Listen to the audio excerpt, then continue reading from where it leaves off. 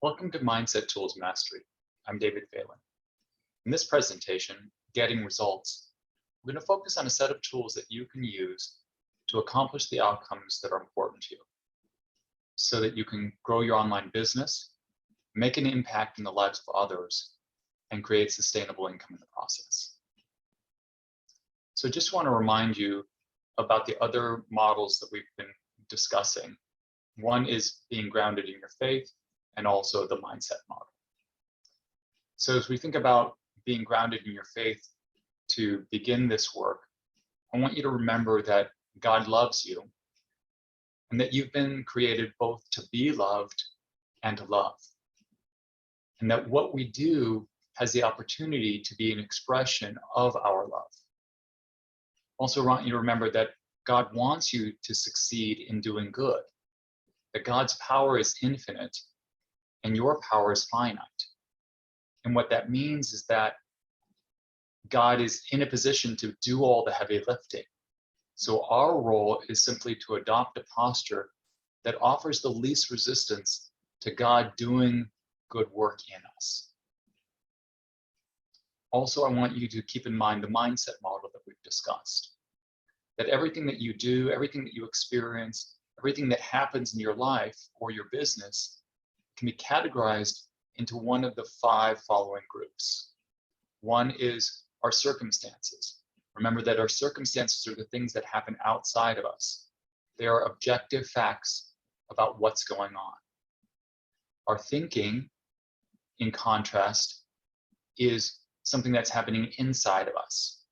And there's 2 primary types of thinking. One is verbal and the other sensory.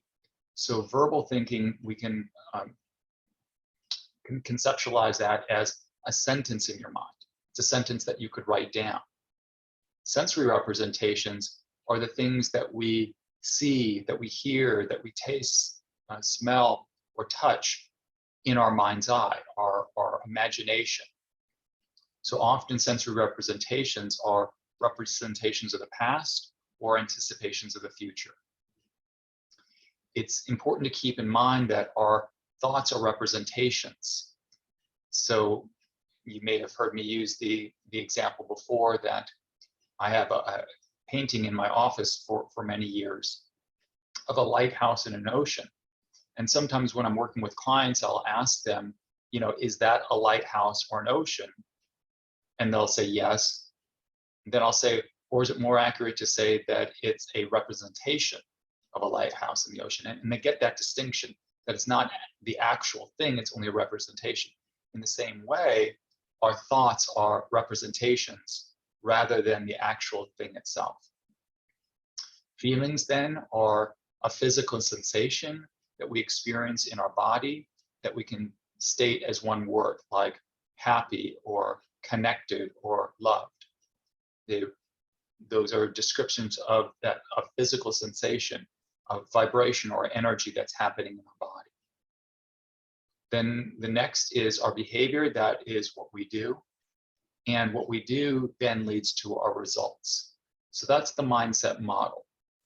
We have the circumstances that is outside of us, and then we have our reaction to those circumstances. Our thoughts are driving our feelings are driving our behavior is what gets us the results.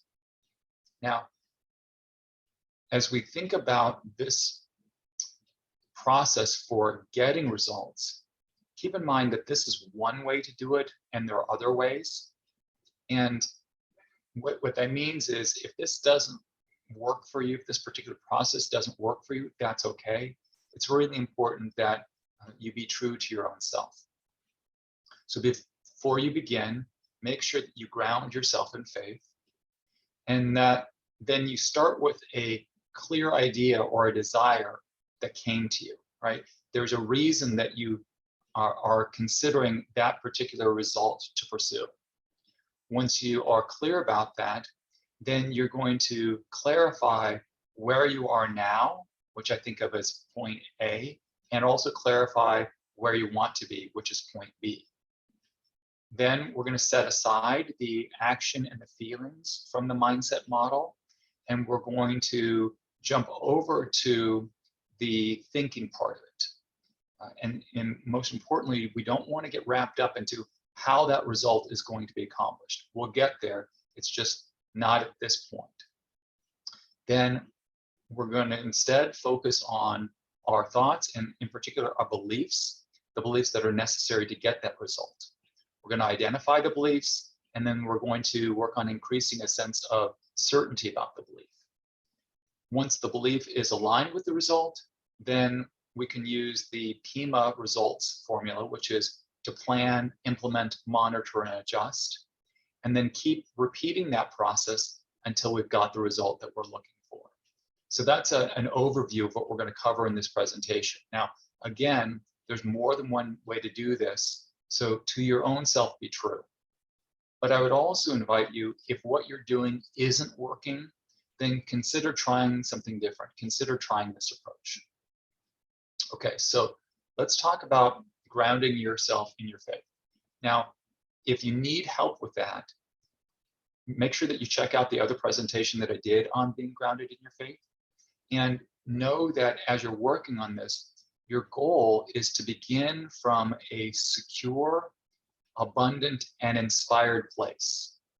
If you've got that sense of security, sense of abundance, and sense of inspiration about you, then you are in a good position to begin with this work.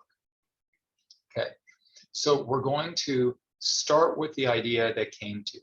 Again, there's a reason that you're considering that particular result that you're going after.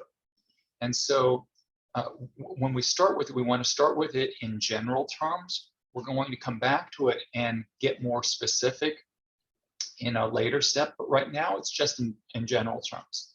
So in general terms, it could be like, related to your business, it could be like that you want to help others, and maybe you want to help them to reduce hardship or stress, or maybe you want to help people to be happier, more fulfilled. Maybe you want to help others to create something for their own, or maybe all you want to do is to help them to do what they're already doing, but do it in a different way, maybe a way that's easier or faster. So we're starting again in just broad strokes, general terms. So if we're going to use some like financial goals, it might be something like, I want to replace the income from my current job, or I want to double my sales, or I want to make my first $100,000, or make $1 million, or maybe I want to create passive income. Again, broad strokes, general terms. Maybe it's what I'm looking to create. Maybe I want to create a blog, a podcast, a video series. Maybe it's a digital product. Maybe it's an online course or program. Or maybe, again, more generally, it's just I want to create a sustainable business, right? So we're going to start with these general broad strokes of what it is that we're looking for. And just know that there are a lot about ideas that can come to us about how to improve our business or how to improve our life. At this point, when you start considering this result that you're looking for, it's really important to avoid the temptation to dive right into, how am I going to make this happen? Because if we're not clear enough about the result, and we're not clear enough in our thinking, if our thinking isn't aligned, we're going to get stuck in mental drama trying to figure out how to do it. So as you're thinking about it in general terms, it may also be helpful to notice some things. Like, one, where did this idea come from? It may seem to you like it was just a burst of inspiration that came from nowhere. Or it may seem to you like this is a potential solution to a problem that you've been working on trying to address. Or you may notice that you've been following somebody else, that there's another online content creator, and you're engaged with that person. Maybe you're on a Facebook page, or on somebody's Instagram, and you have been engaged with their ideas, and you like their ideas, and maybe this is just an extension of those ideas that applies to your own life. It reminds me of that saying that if you hang out in a barber shop long enough, eventually you're going to get your hair cut. So maybe this is that you've just been around people with similar ideas, and this is the extension of that. So again, ask yourself, where is this idea coming from? And then also ask yourself, does this idea reflect you being grounded in your faith? And what I mean by that is that sometimes we have ideas of results that we want to accomplish, and that comes from that we're not grounded in our faith, and so we're trying to create something in our life that is going to give us the same results as being grounded in our faith. But the problem with that is that nothing else really satisfies in the same way. So if the idea that you have does reflect being grounded in your faith, then you know that you're on the right path. Does the idea align with your values, not just being grounded in your faith, but the other things that you have decided that are important to you? Does the idea align with the trajectory of your life or your business? Or is it taking you in an entirely different direction? If it is going someplace very different, that's okay, but there are other adjustments that are going to need to be made along the way. And so you just want to have an idea about, is it extension of something you're already doing, or again, is it taking you in a different direction? So again, we're starting with just kind of what broad strokes about the idea in general. And then once you've got a general idea about the result, now we want to start to clarify things. And we're going to clarify two things in particular. One is where you are now, what we might think of as point A, and two is where do you want to go, point B. And as you're trying to clarify these two, it's okay to go back and forth between the two of them. The more clear you get about the result that you're interested in, it might help to illuminate like exactly where you are right now. And as you're thinking about where you are right now, it might help to create some distinctions about where you want to get to. So I'm going to ask you to start with where you are now, but some people find it difficult to do that, so they want to start with where are you going, and it's okay to do whichever one of these two seems right to you and makes sense in terms of an approach that you want to take. But let's say that you're going to start with where you're at right now, so point A. So the reason that it's important for us to know where we are right now is because it helps to determine how we're going to get to where we want to go. So does it make sense to you that the roads that you'll take to LA are going to be different if you're starting in Phoenix versus if you're starting in Portland? So we want to know where we're going. The destination is LA, but we also want to know exactly where we're starting. And the idea is that knowing where you're starting is going to determine the roads. And again, we'll talk about that as we go along. So as you're thinking about where you are, what I would encourage you to do is to set a timer for 10 minutes. And I just want you to do what some writers call a mind dump. Just get everything out of your mind and onto paper that's related to where you are right now. Well, I want you to write down any thought that comes to mind. And it might be about where you are. You might have some ideas about the roads. I don't want you to get into too much like what the category is. Just get it out of your head. I want you to write. I don't want you to critique it. I don't want you to edit it. Just get it out of your mind. You might even decide at some point that some of it doesn't fit, doesn't belong. That's okay. But right now we're just getting it out of your mind. So where are you in relation to the general idea of the result that you want? Now, as you do that, what's going to come to mind for you are things like your history. Have you tried other things like this before? What's worked? What hasn't worked? What's going on? You might also have some ideas about your level of interest or your urgency. It might be a sense of pressure that you're experiencing. That might be coming from others. It might be coming from your financial situation. There might be a sense of urgency due to time constraints. You might also want to be thinking about why you want the results that you're interested in. What comes to mind for you with that? You might include things like the resources that are available to you, which might include support from other people or a lack of support. That might be a part of the description of where you are right now. You might already have a model for what you want to accomplish, or you might not be aware of that. And again, that's part of where you're at right now. You might also capture ideas related to how does this particular goal fit in with other things that you are working on. All of that is where are you right now. So anything that goes through your mind, you want to write it down.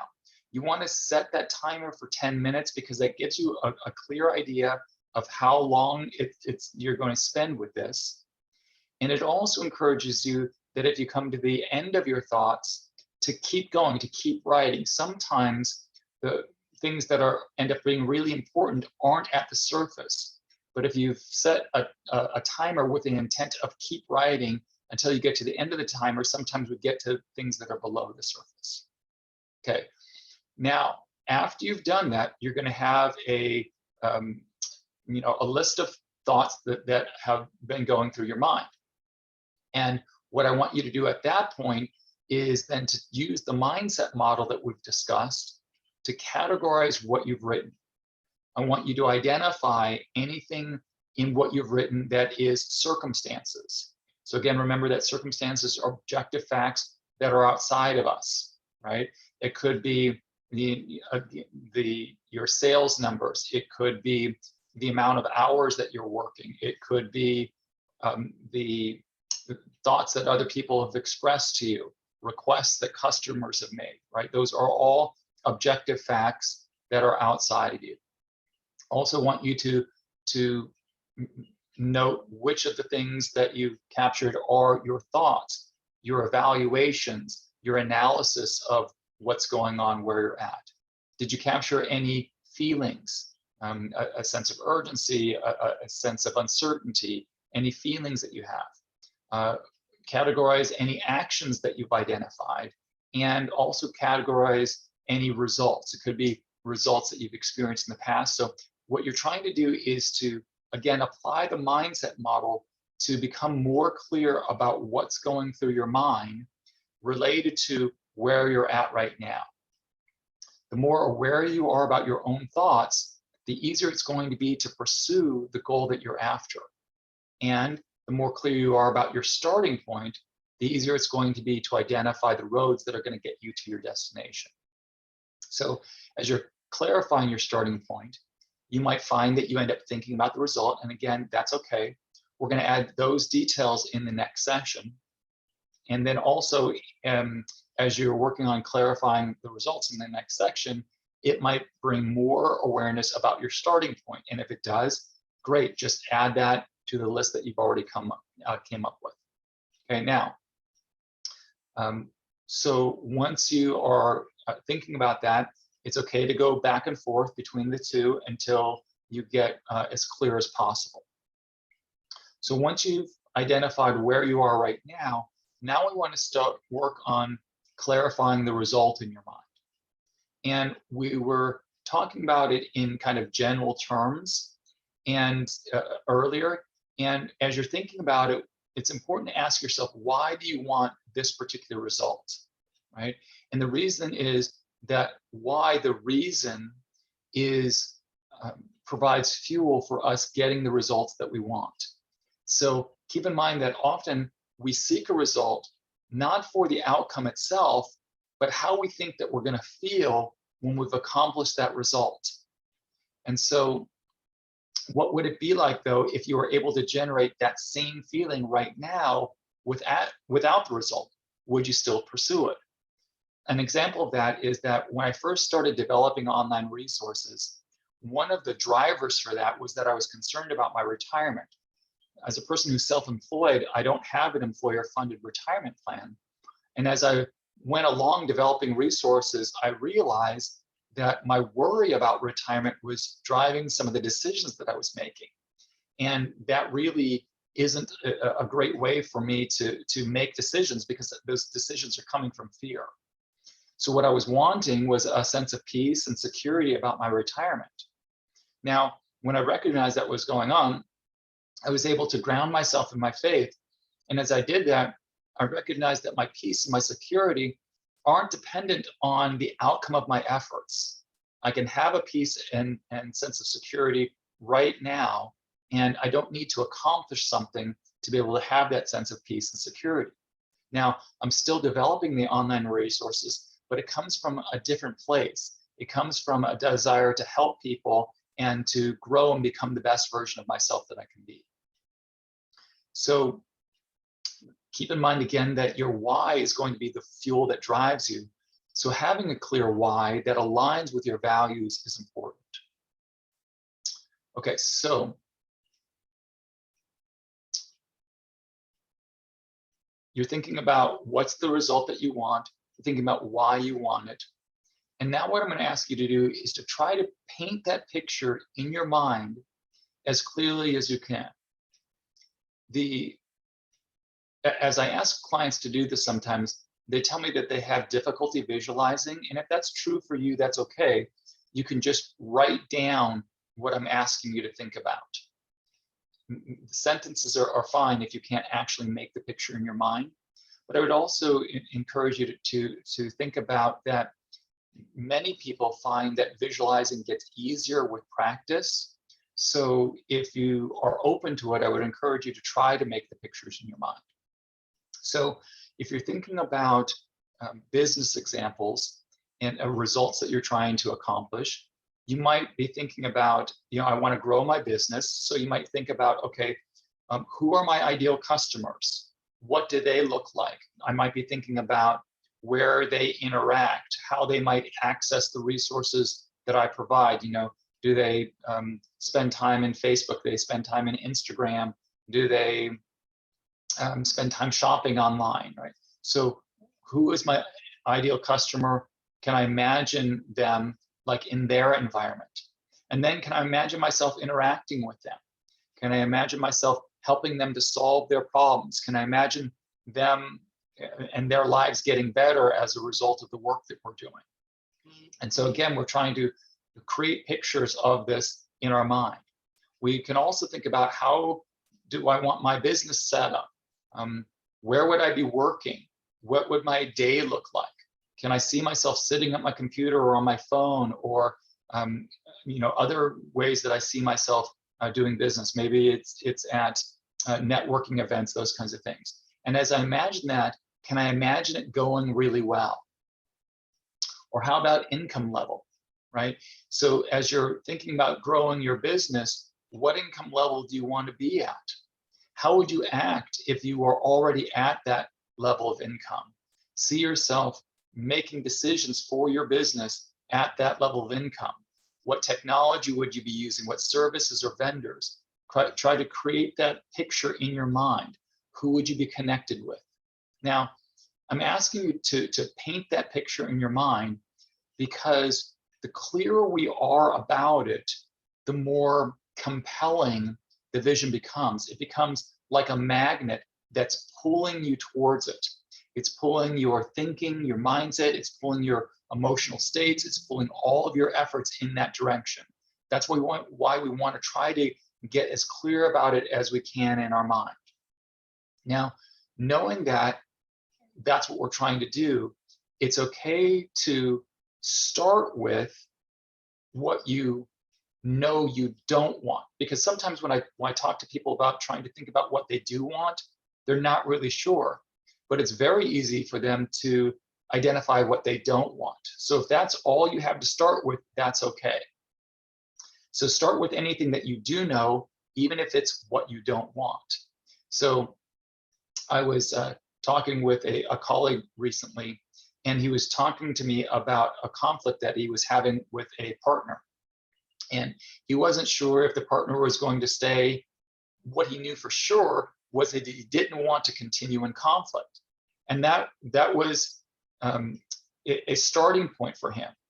So then the idea is, can you imagine a greater sense of harmony in your business? Can you create a vision for more peaceful interactions with the partner if the partner is going to stay, or create a vision for harmony if he doesn't stay? You can have like two different pictures, but there's going to be similarities, and the harmony is going to be the similarity between both of those pictures. And what's interesting to me is that conversation happened recently.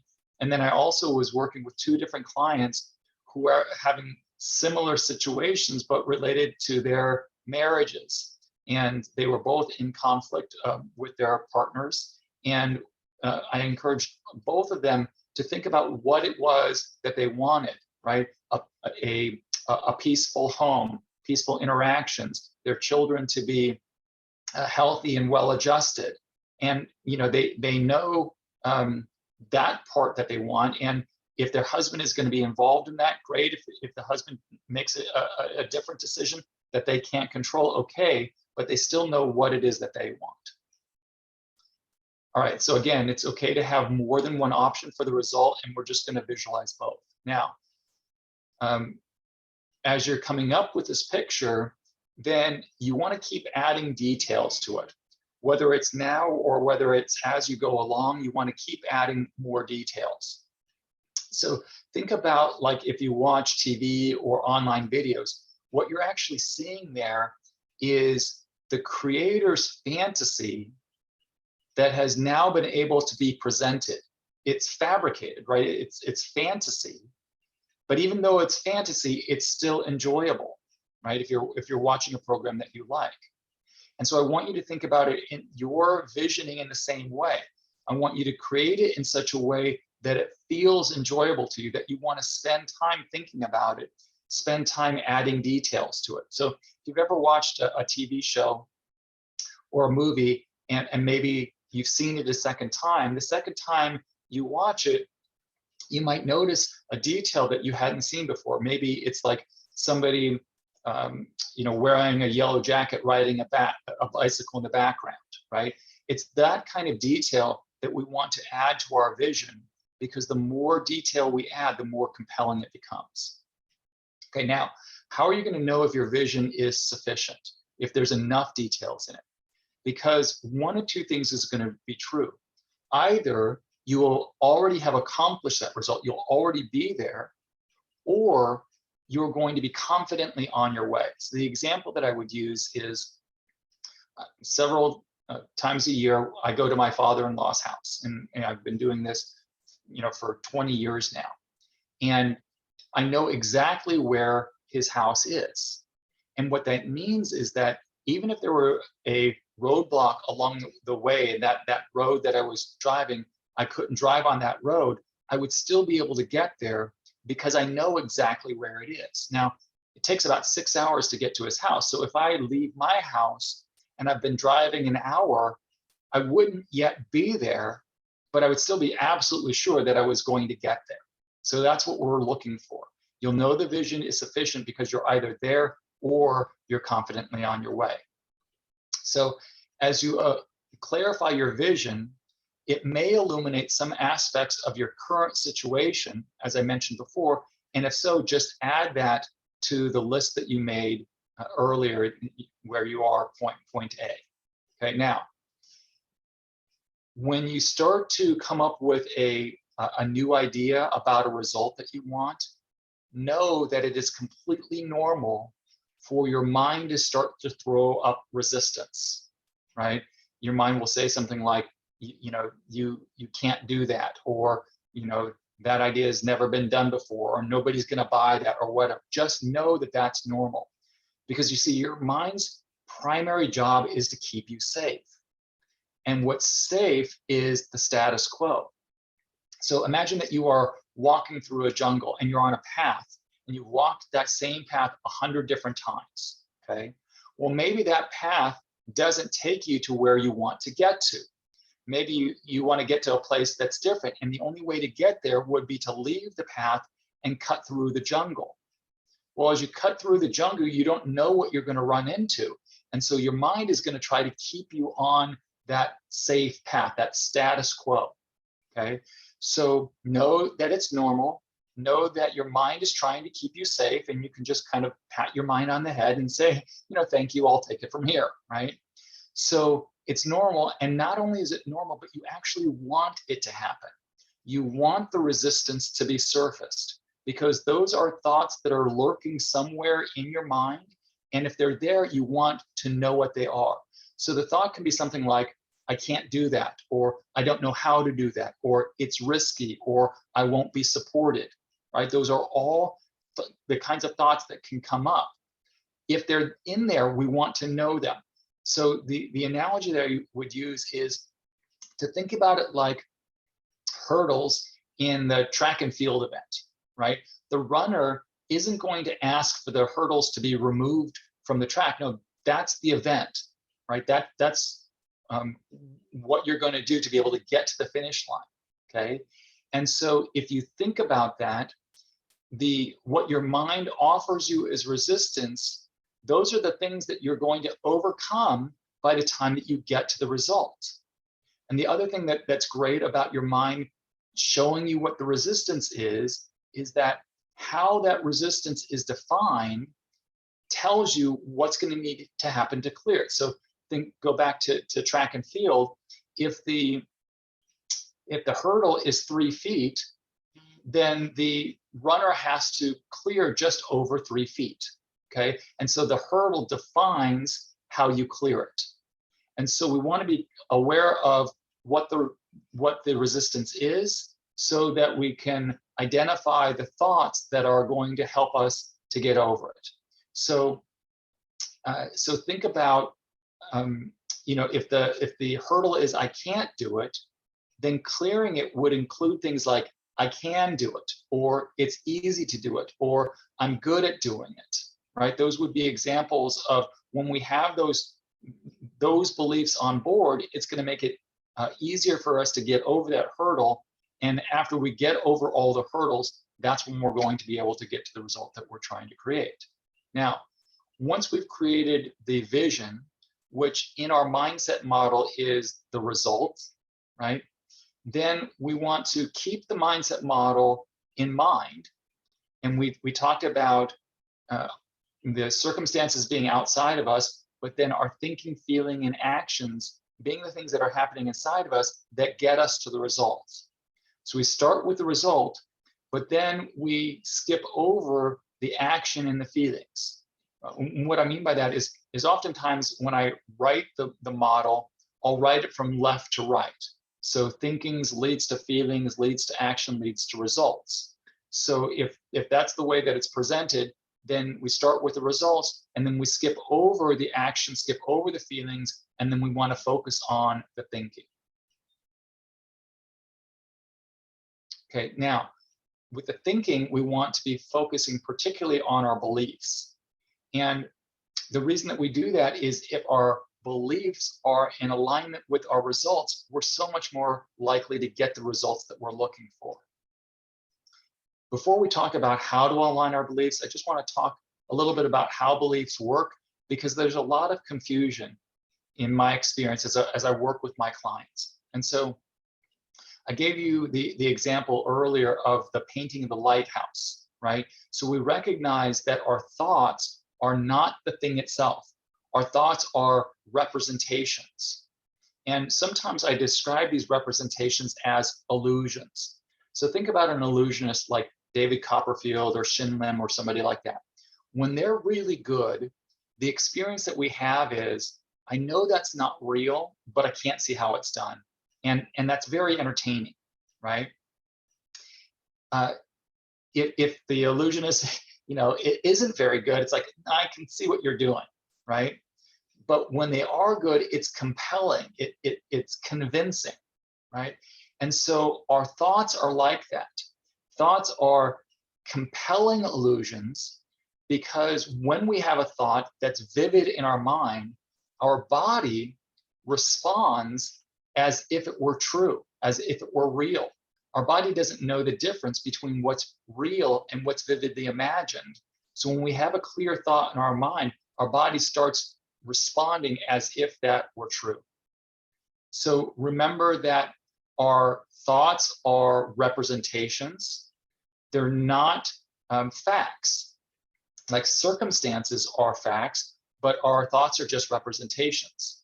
Now, where do our beliefs come from? They come from our upbringing. And oftentimes, the people that may have been very well-intentioned as they share their thoughts with us, their beliefs with us that we end up adopting, they weren't approaching this as like developing a blueprint for our happiness and success. Oftentimes, it's just a mishmash of things. But if we know that we can change our thoughts, we can change our beliefs, then we're in a position to be able to get the results that are important to us. So I'm going to give you some examples about how beliefs change. And one example is an example of how a belief can change from childhood to adulthood. And another is how beliefs change even in adulthood. So think about a child's belief in Santa Claus. Why do they believe that? They believe that Santa Claus is real because mom and dad have told them it's real, because there's presents under the tree, because they go to the mall and they see Santa Claus, or they see Santa Claus on TV, right? So they have these references that tell them that Santa Claus is real. So if you think about the belief as the top of a table and all of those references as legs, if there are enough legs and if the legs are substantial enough, then it supports that belief. Okay, now, how does that belief change? Well, let's say that that young person wakes up Christmas Eve and they see mom and dad putting presents under the tree. Well, that knocks out the leg that mom and dad have told me Santa Claus is real. It knocks out the leg of presents under the tree. If you knock out enough legs, then the belief table falls. Okay, so our beliefs can change from childhood to adulthood, but they can change as adults too. You may be familiar with the name Chuck Yeager. Chuck Yeager was the pilot that first broke the sound barrier. Now, what was the prevailing wisdom about the ability for a human being to go faster than the speed of sound? Well, people believed that it couldn't be done, right? Now, what's interesting to me about that is even Chuck Yeager didn't believe it could be done. He gave an interview afterwards and he said he didn't think they could do it. He said he thought that when the plane got to that speed that the plane was going to break up. But then he said, but I couldn't let myself think about that, right? That's pretty remarkable, okay? So he goes and he does it. And then what happens to everybody's belief? Now people believe that it can be done. So in that situation, it just took one reference, him doing it, to change the belief. So think about like a cocktail table that has one leg and everybody kind of stands around it. That's an example. Sometimes you can have just one reference, and if it's substantial enough, it can support that belief. But sometimes the references that we have aren't that strong. So think about how a bed of nails works, right? You can lie on a bed of nails because no one nail takes all of the weight. And so if there are enough of them, even if they are not as substantial as that cocktail table leg, if there's enough little references, the weight is still supported. The belief is still supported.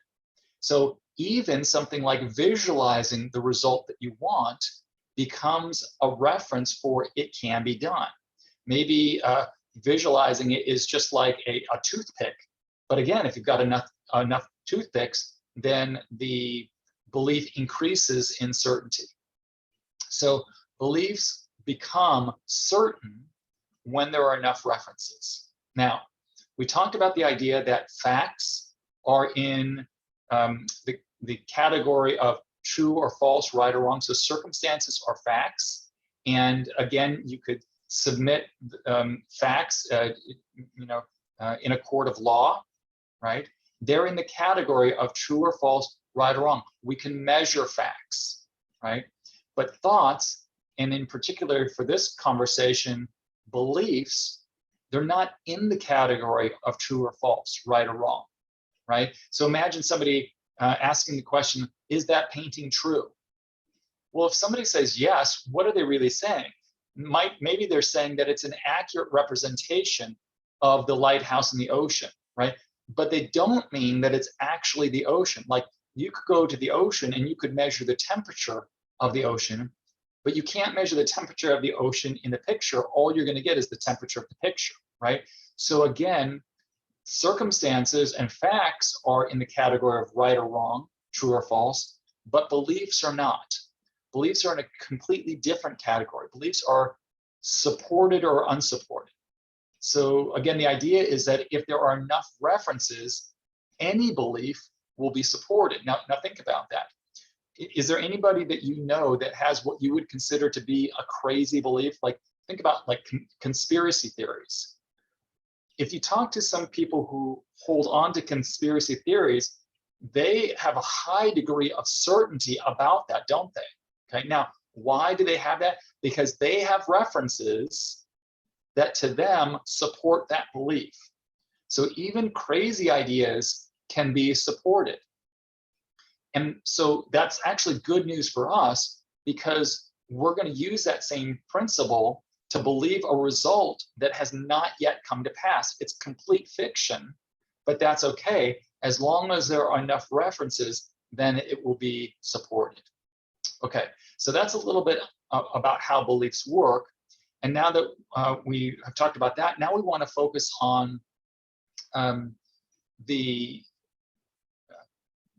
how you get the beliefs and how you set those up.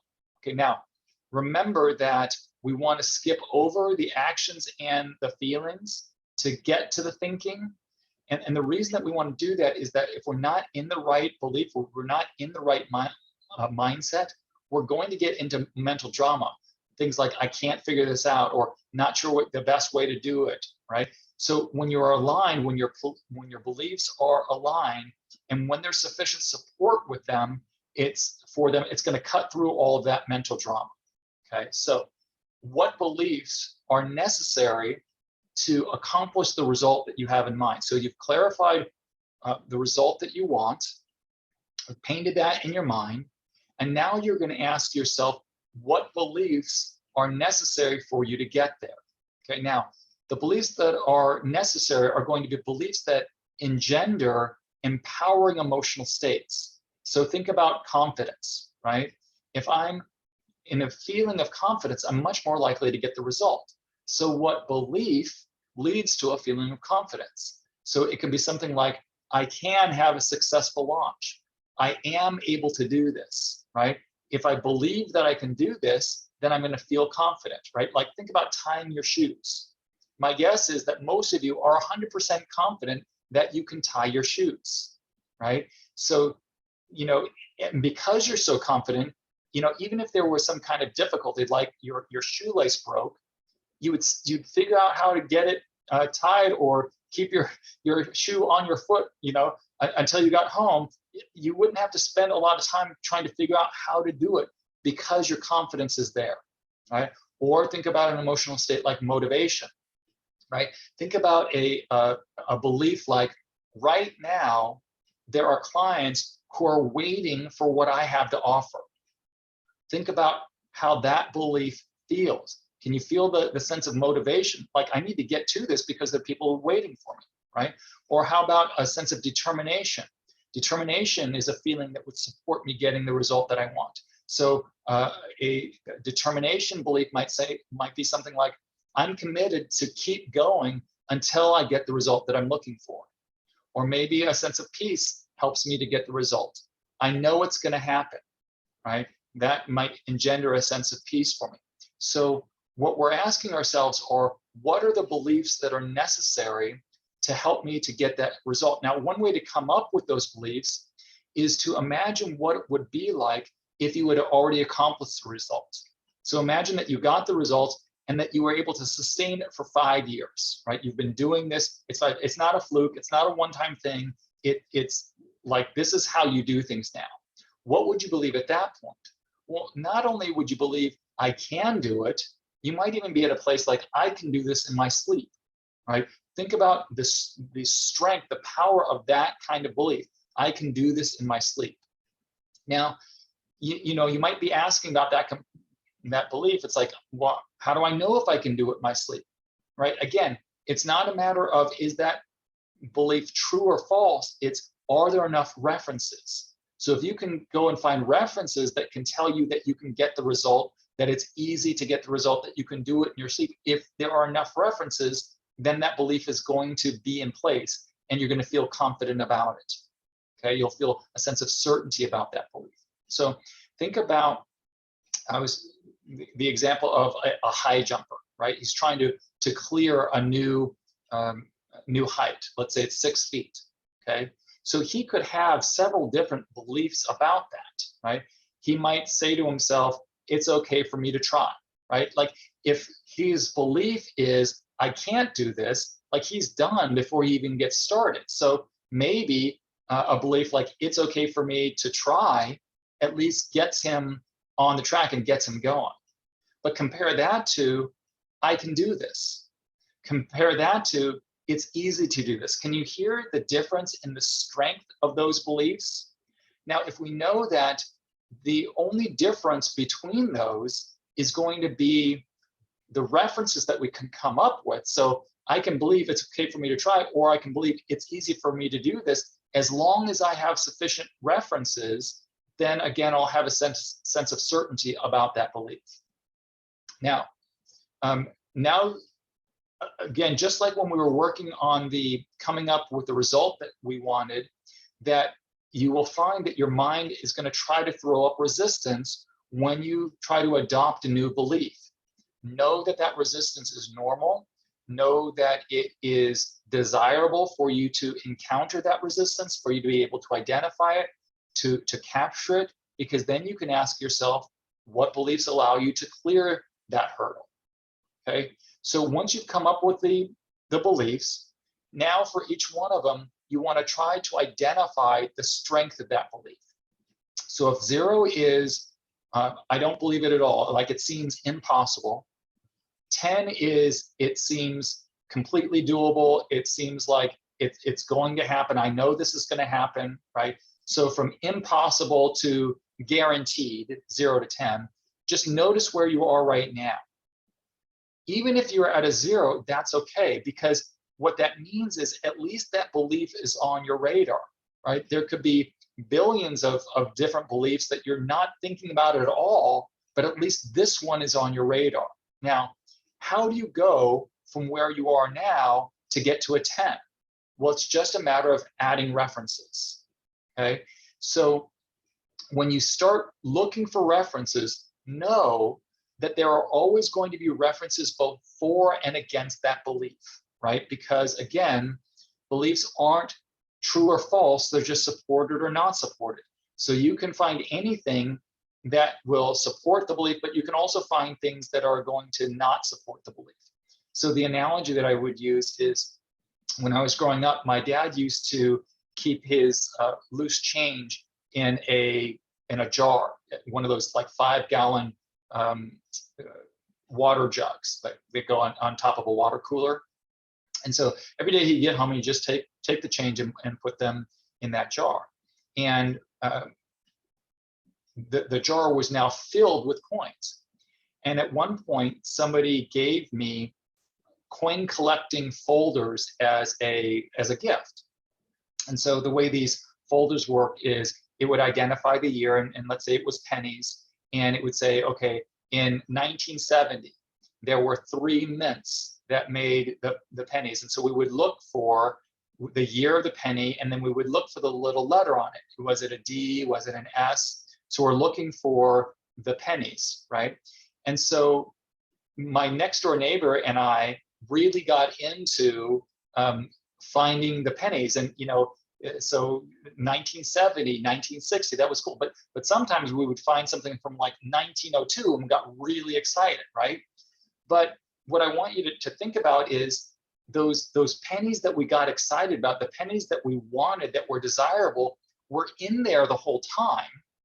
It was just a matter of sorting through them. So again, there are going to be references that support it. There are going to be references that don't support that belief, right? So it's just a matter of sorting through things to be able to find the ones that you want, to find the ones that do support the belief that you're looking for. So if you have enough references, it's going to support that belief. So let's say that I'm trying to support the belief, I can do this, right? So what references would support it? Well, it might be these other things that I've done in the past that were difficult. I can write those things down. That would support that I can do this difficult thing. Or I might be able to identify somebody else in a similar position to me who got the same results. That's another reference that it can be done. Or a coach or a mentor or a friend who says to me, you can do this. That's another reference. So again, I just want to capture all this. I just want to write them down, right? So if you think about the result that you're trying to get, the belief that you are trying to adopt, imagine that you had 10 references for that belief. Think about the certainty that you would have about that belief. Now imagine that you had 50 references for that belief. Now imagine that you had 100 references for that belief. Do you see where the more references you have, the more certain you become about that belief? So that's what we're looking for. Now, you'll know that your beliefs are strong enough and are aligned with the result that you're looking for, because you'll feel that sense of certainty about the result, and you'll find that you're taking action. You're actually moving in that direction. If you know that this absolutely can be done, you will start working in that direction. So you're either getting the result that you're looking for, or you're taking action that's not working, but you're seeing what doesn't work, and that clarity creates additional distinctions that helps you to figure out what does work. So either way, you're taking action and you're moving. Now, if you are in a distressed emotional state, if you're feeling confused, if you are feeling uncertain, if you're feeling stressed or anxious, if you're feeling kind of down on yourself, that's an indication that either your beliefs are not aligned with the result, or the result isn't clear enough in your mind. So our emotional states are indicators for us. Right now, you may remember I said in an earlier presentation that feelings are like light bulbs, right? If I turn on a switch, the light bulb doesn't have a choice. It's just the result of the turning on the switch. The thoughts are the switches, right? So if I'm in an empowered emotional state, it's because I know that I've got the empowered thoughts. If I'm in a distressed emotional state, I know that my thoughts are not in alignment with the result that I'm looking for. So once your beliefs are aligned with the result and you're in the empowered emotional states, it's going to be easier for you to figure out what to do and what not to do. The process of getting results and the process of what you do, the action that you take, is going to be one or two things. Either it's going to be trial and error if it's never done before, if it's never been done before, or you're going to be modeling from somebody else who's already gotten that result, and you're going to be doing what they do. But even if you're modeling, there is going to be some trial and error for your particular context, your particular situation.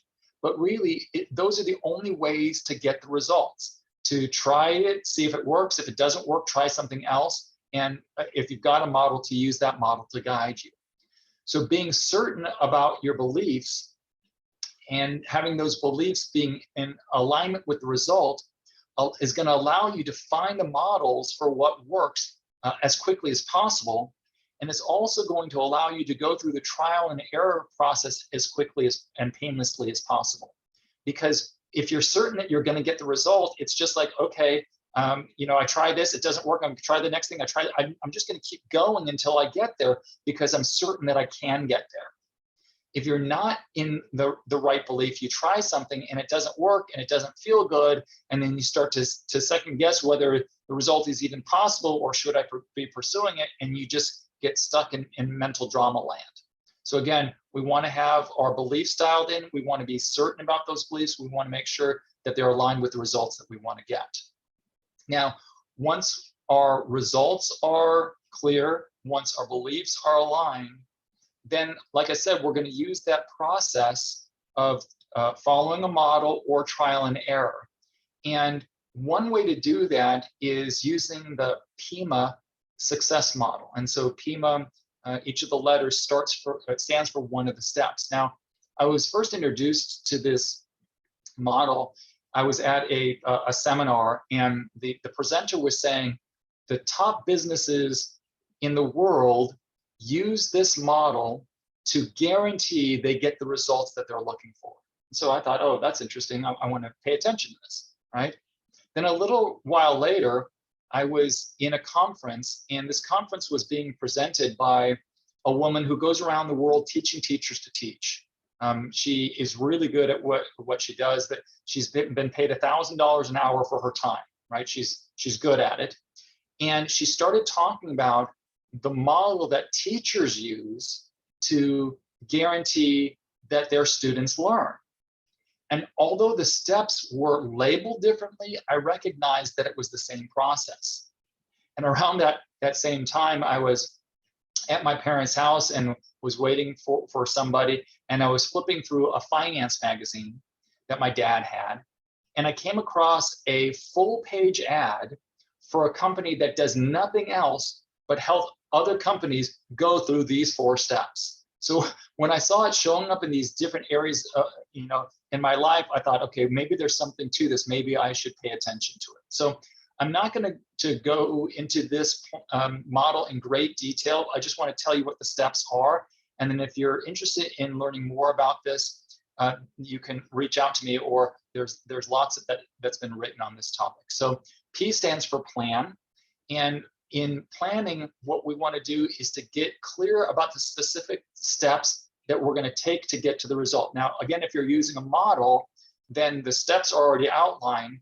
And then you're asking yourself questions like, when are these steps going to occur? And how am I going to know that I've gotten the result from that step that I'm looking for, right? So we want to get clear, what are the steps that are going to get me to the result? Now, one of the ways that you can do that, if you don't have a model, is you can work backwards, okay? What's the last thing that's going to happen before I cross the finish line, right?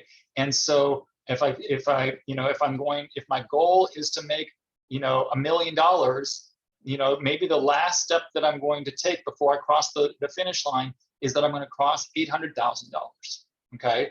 So then I can be thinking about, okay, what's going to need to happen? What's my business going to need to look like to get to that point, okay? And then take a step backwards. What's the step that I need to take before I get to the last step, right? And then back it all the way up to where I am now. So that's one way to do that. So planning is the first step in the PIMA model. The second step in the PIMA model is implement. And that means that you can have the best plan in the world. You can have a blueprint for exactly how to get to where you want to be. But if you don't take the steps, you're not going to get there, right?